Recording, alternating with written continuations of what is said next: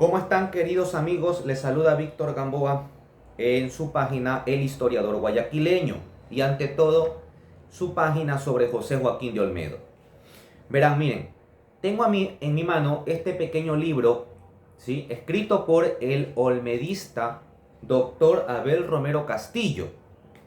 Cabe recalcar que esta serie de libros ustedes la pueden encontrar en la librería Sofía, que dirige el arquitecto Melvin Hoyo Galarza, y también pueden preguntar por el señor Freddy Castillo, quien muy amablemente él se encarga de facilitar los libros de lectura.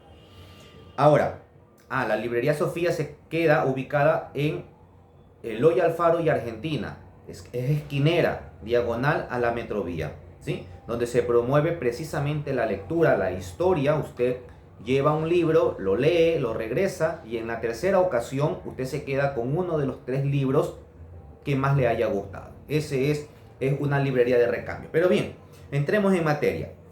El doctor Abel Romero Castillo escribe este pequeño libro como respuesta a un artículo publicado por el doctor Luis Alberto Sánchez, quien en un artículo titulado Bolívar y Olmedo, escrito en México, él manifiesta que el prócer guayaquileño escribió una carta que hoy los historiadores la consideran anónima. ¿Por qué? Porque esa carta, supuestamente escrita por Olmedo, en Lima, en 1829, el 20 de junio, en el periódico El Telégrafo, contiene argumentos denigrantes contra el Libertador, cosas que jamás dijo Olmedo, pero que según el señor Sánchez sí lo dijo Olmedo. Entonces el doctor Abel Romero Castillo se encargará de demostrar que Olmedo nunca dijo eso y que por consiguiente dicha carta es apócrifa. Pero lo más interesante de todo esto es que el mismo Olmedo se va a encargar de desmentir la autoría de dicha carta. Es increíble que aún sabiendo que el doctor Olmedo desmiente esta carta, el señor Sánchez diga que la escribió. Bien, en este libro ustedes van a encontrar la carta íntegra publicada en Lima, la carta apócrifa, y también van a encontrar la respuesta de Olmedo y por supuesto los argumentos del doctor Abel Romero Castillo.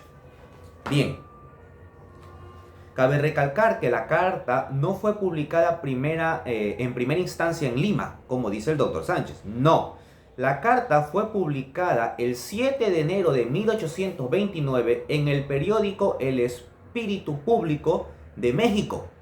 Luego fue publicado en Lima y por último fue publicado en el diario El Mercurio de Valparaíso. No voy a narrar toda la carta apócrifa, al fin y al cabo los estoy instando a que ustedes investiguen, lean, ¿sí?, incentivar el buen hábito de la lectura, de escudriñar libros, cosa que se está perdiendo hoy en día, principalmente en los jóvenes. Pero lo cierto es que narraré solamente 3 fragmentitos pequeños para que tengamos una idea de cómo se expresó, entre comillas, Olmedo hacia el Libertador. Lima, 20 de noviembre de 1828. Mi apreciable amigo, no especifica a quién se dirigió Olmedo, solo se sabe que fue una persona que vivía en México, nadie más. Ya usted sabrá que el dictador don Simón Bolívar me nombró secretario de Estado en el Departamento de Relaciones Exteriores y que también me ha llenado de indignación semejante nombramiento, cuando nosotros por historia sabemos que fue todo lo contrario, ¿no? Otro fragmento. Por estas razones poderosas he renunciado un puesto que, lejos de considerar honorífico, lo miro con horror. No quiero postrarme cada día a la presencia de este visir, besar las manos ensangrentadas con la tiranía y, en fin, merecer justamente la excreación de mis hermanos, siendo el móvil de las venganzas de un soberano más que absoluto. Y por último, el cúmulo de tantas maldades nunca, jamás ha podido perpetrar en tan corto tiempo ningún déspota del mundo. Todos han imperado por el terror y el silencio. Pero es decir, Bolívar, quiere unir el absolutismo a la coquetería y las imprentas se han convertido en el vehículo de la ignominia. Estaba reservado al dictador Bolívar enseñar un nuevo género de tiranía, único en su especie, llenando en la historia de los usurpadores un inmenso vacío. Bien, el texto, como repito, es mucho más largo y ustedes lo pueden encontrar en este libro. Ahora, vamos a la respuesta que da el mismo Olmedo, ¿sí? Y que el señor Sánchez no la consideró. Dice lo siguiente: Olmedo le escribe al señor editor del periódico de El Mercurio en Valparaíso y está fechado desde Lima, 29 de junio de 1829. Muy señor mío, he leído en el número 98 del apreciable periódico de usted una carta que se dice escrita por mí a un sujeto de México en 20 de noviembre pasado, sobre mi supuesto nombramiento de secretario de Estado y Relaciones Exteriores de Colombia, y me veo en la necesidad de desmentir semejante imputación. La carta que usted ha publicado no es mía ni puede serlo. Primero, por contener datos notoriamente falsos, como son el mismo nombramiento, mi renuncia y la especie muy nueva para mí de hallarme acosado de acusaciones inicuas. 2. Por contener noticias tan circunstanciadas, tan prolijas de la situación de Colombia y de providencias tan interiores de aquel gobierno que es imposible hubiesen llegado a mi conocimiento, aun cuando no existiese la absoluta incomunicación en que desgraciadamente viven estos dos pueblos. 3.